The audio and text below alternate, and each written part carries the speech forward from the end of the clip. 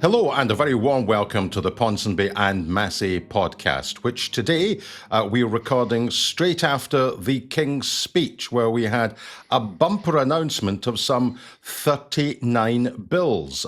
What did you make of it? Please get in touch. Please let us know what you think. The email address is ponsonbymassey@gmail.com. And if you're on X, what was formerly Twitter, it's at Ponsonby Massey. Really keen to hear what you have to think. And remember, when we take a collection of your thoughts, we'll record a podcast which is dealing with the issues that you would like us to talk about, rather than we opining on what we want to talk about. But today, the King's speech is the only political story in town. Alex, what did you make of it?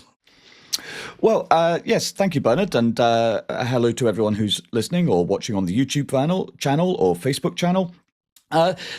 In many ways, this was, I think, what we should now come to expect from Keir Starmer and his government. A busy, packed legislative session, as you said, 39 bills are being introduced. 23 of those apply in whole or in part to Scotland. A number obviously don't. The devolution of further powers to mayors and local authorities in England doesn't apply here. The football governance bill, which is one of a number of bills that have been sort of brought back that were initially proposed by Rishi Sunak's government, that's been brought back to create a regulator for football in England. Same with the plans to gradually phase out smoking. That's been brought back. But overall, this was a King's speech that delivered what it effectively said it was going to. There are no great surprises, no bombshell announcements, no left field pieces of legislation. Almost everything in this was, I think, mentioned in the Labour manifesto. The key mission, I think, was when Keir Starmer was talking before the King delivered the legislative agenda, where Starmer talks about, the fight for trust is the battle that defines our political era, which I think is an interesting way of putting it, and something that I think is probably true. It also applies not just in the United Kingdom. I think that's a question that is evident in lots of other Western democracies at present. And Starmer went on to say, the challenges we face require determined, patient work and serious solutions, rather than the temptation of the easy answer. So this was in one sense a sort of downplaying of the radicalism and the scope of the legislative agenda for the new government, saying that, do not expect anything flash, do not expect overnight change. This will take time to take the brakes off, as he put it. But the overall thrust of it was, again, I think quite clear, and this will become clear in Rachel Reeves's budget whenever she delivers that in the next couple of months, was that, the fundamental mission, again, as Starmer said, is securing economic growth, because without that, a lot of the rest of the agenda will be very hard to implement, and balancing the public finances and putting them on a sustainable future, it can only be done with economic growth. So, in one sense, it was not flashy, it was not exciting, but that is part of the Starmer brand, I think. Yeah, and of course, you can't legislate for economic growth. And the whole point about a King's speech is that it basically lists a number of bills, and it gives you a sentence in terms of what the aim of that piece of legislation is meant to do. What you never get in any King's speech, or of course, we had many Queen's speeches in the past, is any detail. So in a sense, you'll say, my government wants to do this, and the aim is to do that, but you don't actually see any content. So until we get the actual content, it's difficult to say just how radical this is. What struck me is that even by the thin nature of these kind of speeches in the past, and despite the fact that there's quite a volume of bills, we nevertheless, even by the thin standards of this constitutional speech, it was pretty thin. So we got a lot of pledges to reset relationships. We got talk about strengthening relationships. We talked about new deals and all this sort of kind of soothing language. We got the statutory strategic defence review, which every government pledges itself to. And by the end of it, the strategic defence review will probably get mangled up in the Strategic Defence Review, and the fact that you don't tend to get any sort of consensus between the different aspects of the armed forces, and you don't get, I think, a lot which comes out of Strategic Defence Reviews. But you're right in terms of what was the overall message. The overall message was one about we're going to stick with the fiscal rules. Right at the top of the speech, the King said that everything that will be done will be consistent with the government's fiscal rules.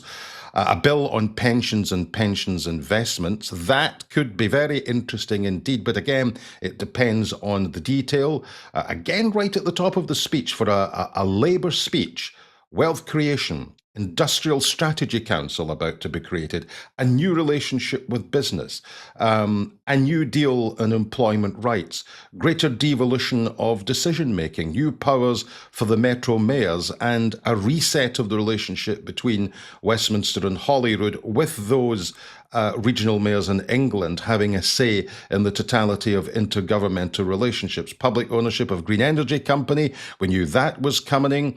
Strengthening the power of the water regulator in England, we knew that was coming. Abolition of VAT, exemption on private school fees, we knew that was coming. Independent football regulator, you could have predicted that. Focus on reducing waiting times in hospitals. Again, probably the two central pledges which Labour are making in terms of what you might call a contract with the people: grow the economy, and grow the economy in order to improve public services. But again, these are things which you cannot do in a legislative sense. So for that reason, quite a lot of what was said today was rather thin on detail. But I, for one, and perhaps we can throw one or two of these issues around, Alex, the comments which were made on asylum and immigration appeared to me to imply that they're perhaps going to go further than just dealing with the criminal gangs that are transporting people across the Channel. Removing the rights of the hereditary peers in the House of Lords. Every time any government tries to reform the House of Lords, it tends to hit the skids. And although this doesn't apply to Scotland, it is clear that Labour are now absolutely obsessed with planning reform as a means of easing infrastructure projects and really building lots more housing in England and Wales in order to deal with the problem there. And of course, we've got exactly the same problem here. So any specific kind of bill that caught your eye? Again, we don't have the detail, but when we get the detail, it might be interesting. Well, I mean, I think the planning reforms are, as you say, absolutely central to the government's agenda, because there's a recognition of the housing crisis, particularly in the south of England, but as you rightly say, not just in the south of England, and it also applies here in Scotland. And there is obviously a tension here between, if you like, reinvigorating local democracy and giving more powers to local authorities, to metro mayors, and imposing national house building targets and other infrastructure things, calling in infrastructure projects that are deemed to be of critical national importance, having that essentially vetoing local authority objections or countermanding local authority objections to these projects. And so there's a clear tension there. And I think, that speaks to the overall sense of this government, which is that it is going to be an interventionist government. You mentioned the creation of an Industrial Strategy Council. Now, that is a classic piece of, if you like, sort of old Labour speak in certain ways. Quite what this Industrial Strategy Council is going to do, how it will implement its objectives and so on, again, unclear. But, this is a government that is going to be, addressing aspects of the regulatory state as well, beefing up regulatory powers, because one of the problems I think that has become evident in the last 15, 20 years is that if you look at things like water in England and so on, it isn't so much that the water companies themselves are behaving badly, although there is an aspect of that. It is that the regulation, a failure of regulation, has helped cause many of the problems evident in a whole swathe of public service provision. And so beefing up the regulatory state is, I think, again, going to be a key part of this government's agenda. That again puts it, there's a certain tension there in as much as, who is actually accountable. But, you're going to have a busy government that I think will see its duty actually is to interfere, or to intervene rather, almost everywhere. Because again, this is Starmer seeing himself as a problem solver, and the problems will not go away. I think what is also interesting, and it's worth bearing in mind, is some of the things that were not mentioned in the King's speech. There was not much about, say, social care, and everybody understands that that is a huge problem that has to be fixed. Again, any bill that was introduced would only apply to England in that, but it's a problem that the Scottish government has been wrestling with itself. Plans for a national care service here in Scotland have been, I think, stalled, and nobody's quite sure, again, how that's going to work. And again, you have this problem of the interface, or the relationship between central government and local government, and where things fall between those spaces and so on is often where you'll find a lot of problems. I think you're absolutely right on the Industrial Strategy Council. I mean, that is right out of the old Labour playbook. You could almost go back to the days of Harold Wilson in 1964, when George Brown was heading up the Department of Economic Affairs, and you had the National Economic Development Council, I think as they called it then. That was, of course, NEDI for short. And Wilson used to say that George Brown was forever giving birth to a lot of little Neddies. That's when the then Deputy Prime Minister was tired and emotional, as Private Eye once christened him, and the phrase tired and emotional was forever synonymous with being pissed. But yes, certainly I think that in terms of wealth creation, the Industrial Strategy Council, the real desire to absolutely go right the way through the planning permission in order to reform the planning system in order to get infrastructure projects up and running. This is what industry wants to hear. This is what business, I think, want to hear. And I think this is why in the election that we've just had, so many business leaders were actually on side for Labour this time around. The government, as we've said before, is going to stand or fall by its ability to deliver economic growth, because if it doesn't deliver economic growth, it cannot reset the fiscal rules. And of course, one of the bills which is in there is putting forecasts from the Office for Budget Responsibility onto like a statutory footing, where if the government wishes to do something, it's going to have not the go-ahead from the Office for Budget Responsibility, but it has to have, at the very least, a commentary on the consequences of what they are planning to do. That, of course, is meant to get over the problem of the Liz Truss situation, where, in Labour's words, the economy was trash because there was unfunded tax cuts. I think specifically on Scotland, the Council of the Nations in the regions, that's going to bring together the devolved administrations with these mayors in England and Wales. Will it be a talking shop, or will it be something practical? If we marry what they're doing with that, with the need for expansion in the regions, and having a real sort of sense that you have to grow the nations and regions, it may well be that will be more than the talking shop which has been into the nature of intergovernmental relations up until now. I don't think that what we can conclude from this is that we have no idea where the spending priorities are going to be. So if you're sitting as a senior civil servant at the Scottish Government and thinking, what might be coming our way, you will not be able to conclude terribly much. One final thought, and it's on the asylum and immigration bill. Although that's to deal with a lot of these gangs, the Labour have abandoned and ditched, indeed, the Rwanda scheme, one of the first things that the new Prime Minister did.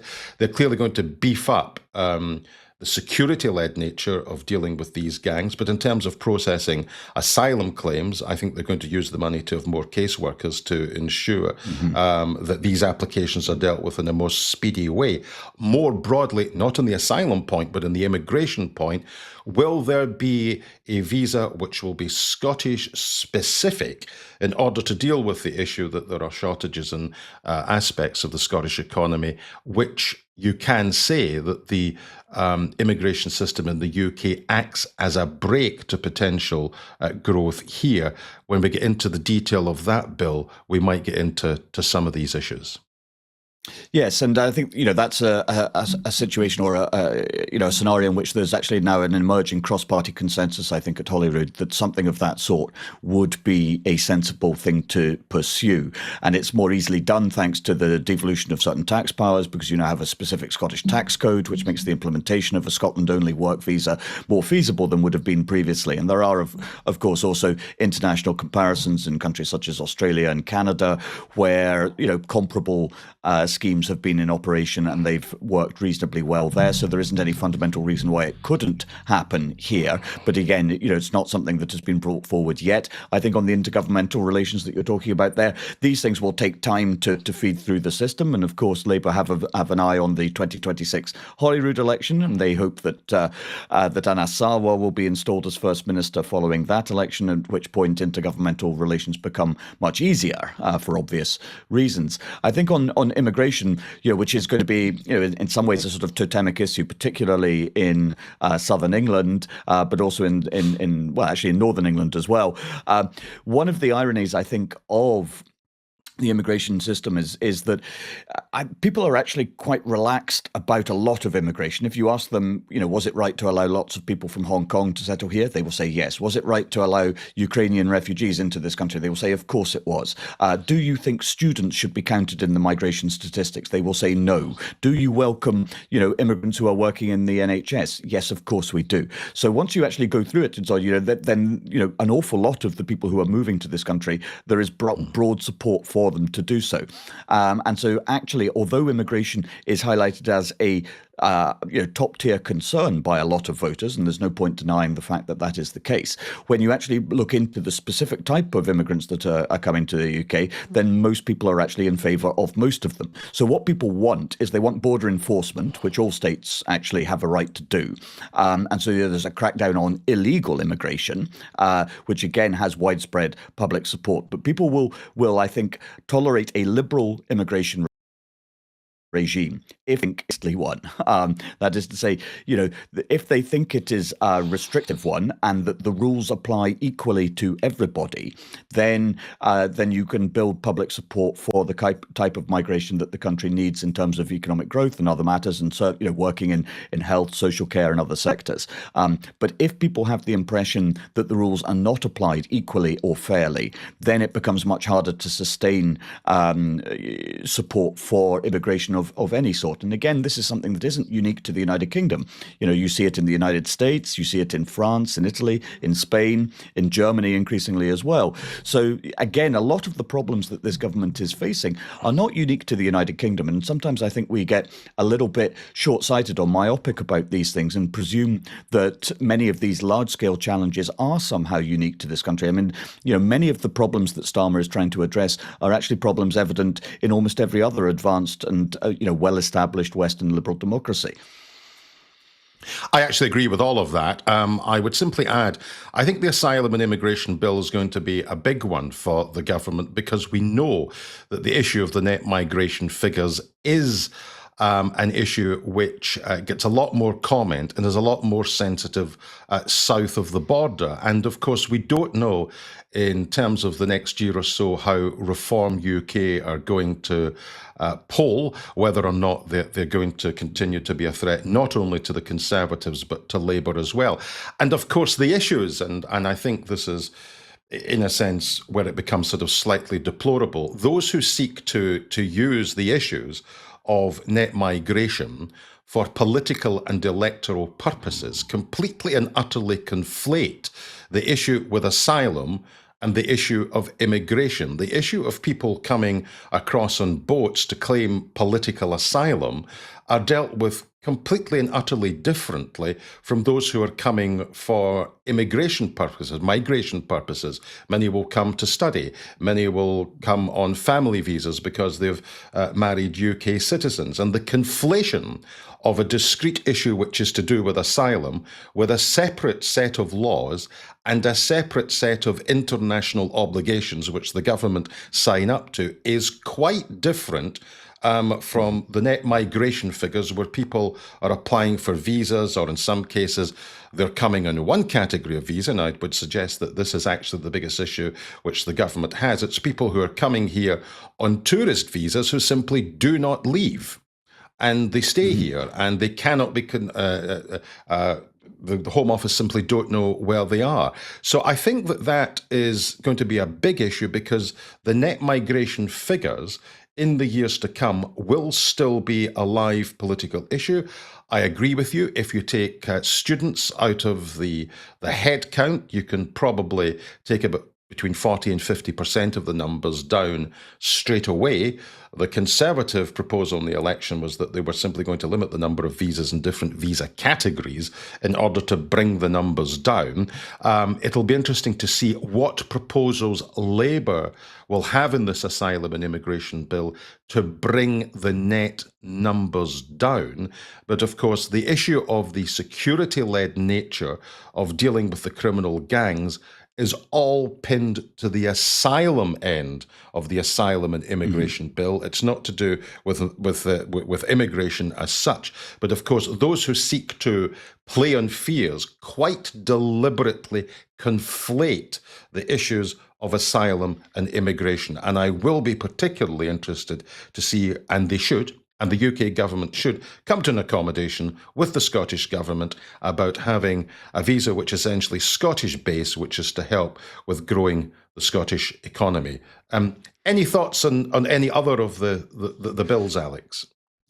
Yeah, I mean, well, just on that and so on, I think we also got an indication of how Starmer is going to approach a whole load of, serious issues and so on. One of the approaches to the asylum backlog, and you're absolutely right about the way that is conflated with other migration issues, and often in a fairly disreputable, deplorable, even disgraceful kind of fashion. But the answer to it, to the asylum backlog, is to hire more case officers. Now, that's not the sort of thing that makes a big display in a King's speech, but it is a practical way of actually addressing a real issue. And one of the problems I think that we have, that has been apparent over much of the last decade in the UK has been failures of government infrastructure and failures. We see that again in some of the regulatory failures that we were talking about earlier. And again in something like border security. That is a core job of the government. It can't be contracted out to anybody else, and the government has failed in recent years because the government has lacked the state capacity to deal with the issue.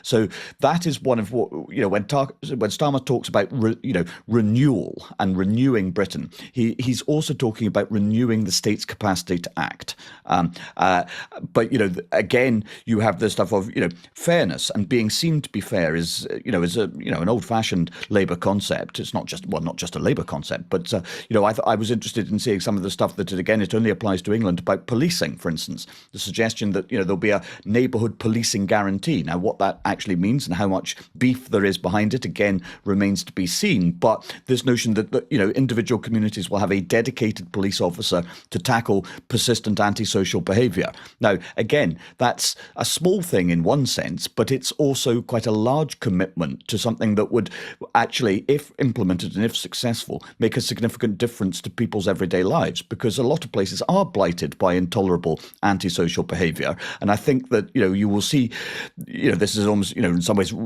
reminiscent of Tony Blair's, tough on crime, tough on the causes of crime rhetoric, that we need to actually clamp down on this, because the external costs of antisocial behaviour are significant, and they are borne by people who are not responsible for that behaviour themselves and so on. So, this will not be a soft government, I think, on some of those issues. And if these things are seen to be a success in England, that then poses challenges for the Scottish government, not just in terms of policing, but on a whole range of issues. That if Labour is working in England, then does the Scottish government follow suit on a number of these issues? Does it draw inspiration from what the government in London is doing and seek to emulate some of these things? Or does it continue its default preference, which is, understandably, from an SNP point of view, that we must do things differently in Scotland? Sometimes because there is a good reason for that, undoubtedly. There's no point denying that. But sometimes I think there is an impression that has gained strength over recent years that the Scottish government wishes to do things differently because it can, not because it has to or should or needs to, or because doing things differently will necessarily produce better outcomes. Yeah. The commentariat, of course, will be busy writing their columns, asking what it all means. I think we could probably write the columns for the Daily Mail and the Daily Telegraph just now in terms of their verdicts on the King's speech. Harry Cole in The Sun is simply asking, big government is back with a focus on nationalisation. It begs the question, is big government back? Well, yes and no. Yes, big government is back in that there is a commitment to public ownership in terms of rail operators in England. And of course, we also have the publicly owned Green Energy Company. But I think I would draw a distinction between public ownership under Starmer and Jeremy Corbyn's view of public ownership. Starmer basically comes from the view that the role of the state is to be an enabler towards certain political ends, whether those who have traditionally been on the Labour left see public ownership as an end in itself, whether or not it's a means to an end. It's an end in itself. And of course, historically, the Labour Party, Clause 4, actually technically, if one wishes to be technical about it, Clause 4, Part 4 of the Labour Party constitution, which committed the party to the nationalisation of the means of production, distribution and exchange. Anyone who believes that Starmer is in that particular political orbit doesn't understand Starmer. And for those who want to understand Starmer a little more, go all the way back to the Ponsonby Massey podcast with Tom Baldwin. It's an hour long. It's well worth persevering with because you'll get some insight into how the new Prime Minister thinks about these particular problems. In terms of, is there anything in this King's speech which may well be problematic going forward for the new government? Well, we've talked about the asylum and immigration bill because the issue of the net migration figures will continue to be an issue for the new government, just as it was for the last government. We heard that line in the speech, did we not, that there will be a reset in terms of the relationship with the European Union. Well, we don't know what that reset is going to look like, and we do not know what the new government is going to do in terms of a new relationship with the EU. But anything that looks like unpicking Brexit would be potentially problematic. I don't put it any higher than that. And one thing which we haven't spoken about, which in terms of, I suspect if you're a Labour Party member, the one thing that you would have focused in on was the New Deal, enhanced employment rights. This is the one which I think would fire individual Labour Party members. Now, again, we didn't get any details on the New Deal, but there is a potential, and again, I put it no higher than that, depending on what the details of any legislation on a New Deal for enhanced employment rights for workers, you may well find that certain members of the Parliamentary Party do not think that it will go far enough.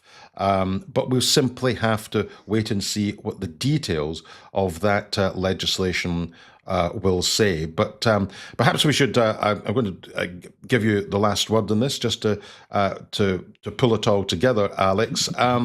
So I would say it's thin. It's always thin. It's the nature of this. The key thing is the messaging about the resetting of relationships and about economic growth. But you can't get economic growth through legislation. In terms of the detail of some of the legislation, for me, the planning one is a big one because it goes to the heart of his new relationship with business, a desire to build more houses, a desire to get infrastructure projects off the ground. And of the other stuff, the asylum and immigration stuff, important because if he doesn't deal with the net migration figures, there's potential problems down the line.